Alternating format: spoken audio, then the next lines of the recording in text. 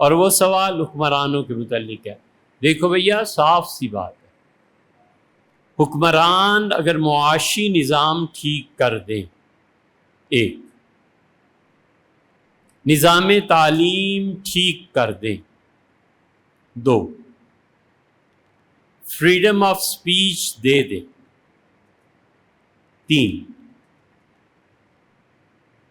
قرض نہ لیں جو ہم سے ادا کیے جاتے ہیں بعد میں، یہ معاشی حالات کے حصہ ہے۔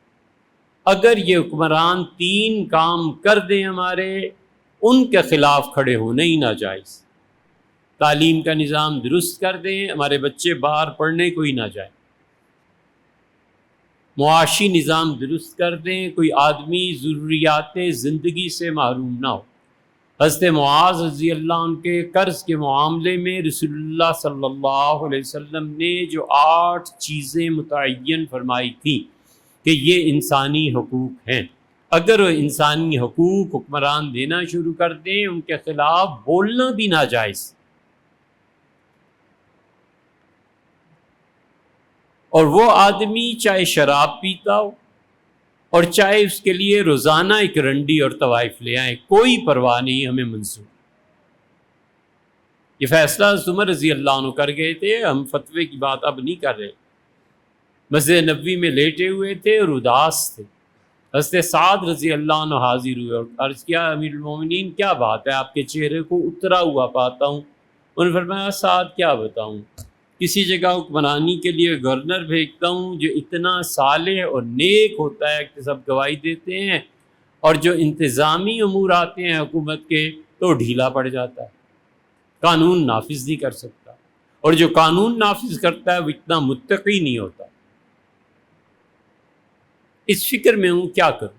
سعد رضی اللہ عنہ کا امیر المومنین، ہمارا اور رعایا کا مسئلہ ہے نا، اب ذاتی چیزوں کو چھوڑ دیں، وہ جو کچھ بھی کرتا ہے، عبادت کرتا ہے، نمازیں پڑھتا ہے، اللہ جانے وہ جانے، اور ان کو بھیجیں جو کم عبادت والے ہیں لیکن وہ قانون کو پوری قوت سے نافذ کرتے ہیں۔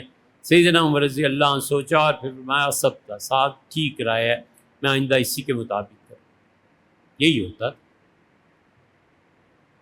جس جہانگیر کے عدل کے آج آپ واقعات سنتے رہے ہیں، یہ جہانگیر عدل میں اتنا زیادہ عدل کرتا تھا کہ اس نے اپنے شہزادے ہونے کے زمانے میں ابو الفضل کی تقریر سن لی۔ خیر وہ لمبا قصہ ہے، چھوڑو اسے۔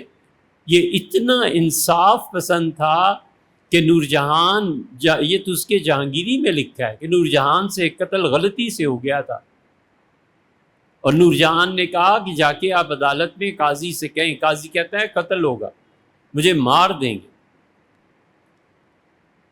جہانگیر لکھتا ہے کہ میں نے اپنی جی کی قربانی دے کے قاضی کو کہا کہ مار دیں، قتل کرنا ہے کر دیں، میری بیوی ہے ٹھیک ہے، لیکن عدل قائم ہونا چاہیے۔ اور وہ جو دھوبی تھے جن کا بچہ قتل ہو گیا تھا، نور جہان نے پیشکش کی، پیسے پہ صلح ہو گئی، اور جب وہ گھر آئی ہے تو میں نے دروازے کو کنڈی لگائی، اس کے پاؤں پڑ گیا اور پھوٹ پھوٹ کے رونے لگا۔ میں نے کہا، نور جہان تجھے کچھ ہو جاتا تو میرا کیا بنتا؟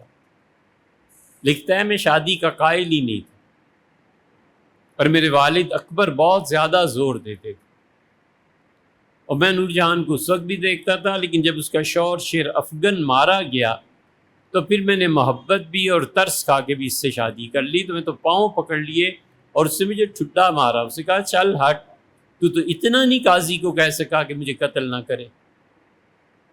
میں نے کہا میری جان، سلطنتیں انصاف سے قائم رہتی ہیں، سلطنتیں سفارشوں سے نہیں چلا کرتی، اور میں نے اللہ کو مر کے جان دینی ہے، میں یا خدا کے ہاں پکڑا جاتا یا تو ماری جاتی۔ تو میں نے کہا تو ماری جا بے شک، لیکن اللہ کا قانون نافذ۔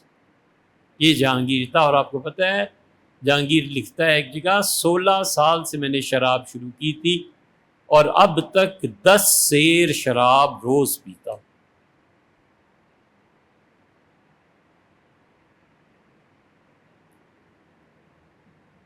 ایک دن میں نے کسی کمزوری کی شکایت حکیموں سے کی، اور پھر لکھتا ہے انہوں نے کہا 50 من افیون لا کے دو تاکہ تمہارے لیے ویاگرا بنائی جا سکے، اور میں نے دے دیا اور اس کے باوجود کچھ نہیں ہوا، یہ حکیموں نے مجھ سے جھوٹ بولا، فراڈ کیا. یہ ساری اس کی ذاتی زندگی اس میں بھی لکھی ہوئی عیاشیاں تھیں. لیکن کیا مجال ہے کہ اس کے زمانے میں جانور بھوکا مر جائے، نہیں ہو سکتا تھا. یہ اتنے عظیم لوگ تھے، اس لیے کہ ذاتی زندگی جو بھی ہے انہوں نے پبلک پہ پورا انصاف کیا.